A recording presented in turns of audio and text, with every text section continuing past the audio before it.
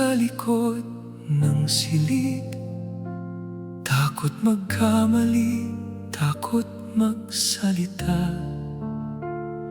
Maraming araw na gusto ko nang sumuko at isipin na hindi para sa akin ang pangarap. Habang ang iba'y tila kay bilis lumipad, ako na may hirap hanapin ang daan. Ngunit may isang tinig na paulit-ulit na nagsasabing kaya ko rin. Nung halos ako'y mawalan ng tiwala, may isang taong hindi bumitiw. Yung guro kong hindi sumuko, kahit ako mismo'y nawalan ng pag-asa. Nakita niya ang taong maaari kong marating.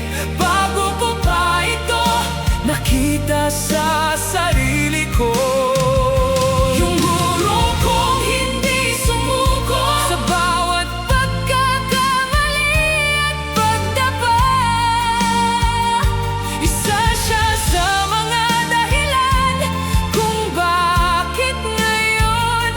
Patuloy akong lumalaban.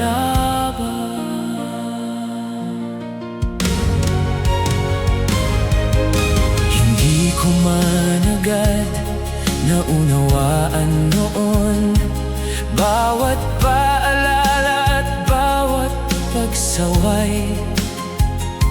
Ngunit habang lumalawak ang aking mundo, unti-unti kong nakita ang kanyang layunin.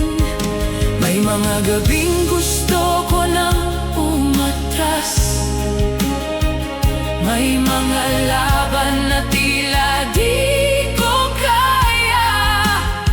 Ngunit naaalala ko ang kaniyang mga salita na nagsilbing ilaw sa madilim na landas. At sa tuwing duda ang bumabalot, naririnig ko pa rin ang kaniyang tinig. Yung guro kong hindi sumuko, kahit ako mismo'y nawalan ng pag-asa. Nakita niya ang taong maaari kong marating. Bago ko pa ito nakita sa sarili ko. Yung guro kong hindi sumuko, sa bawat pagkakamali at pagtapat, isa siya sa mga dahilan kung bakit ngayon patuloy akong lumalakay. Marahil hindi niya alam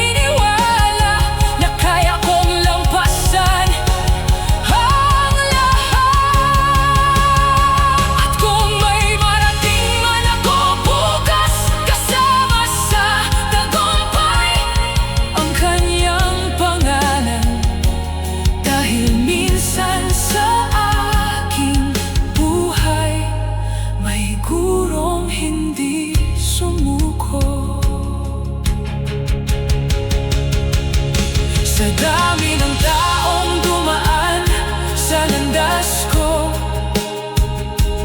May isang pangalang hindi ko malilimutan, ang gurong naniwala sa akin noong hindi ko pa kayang maniwala.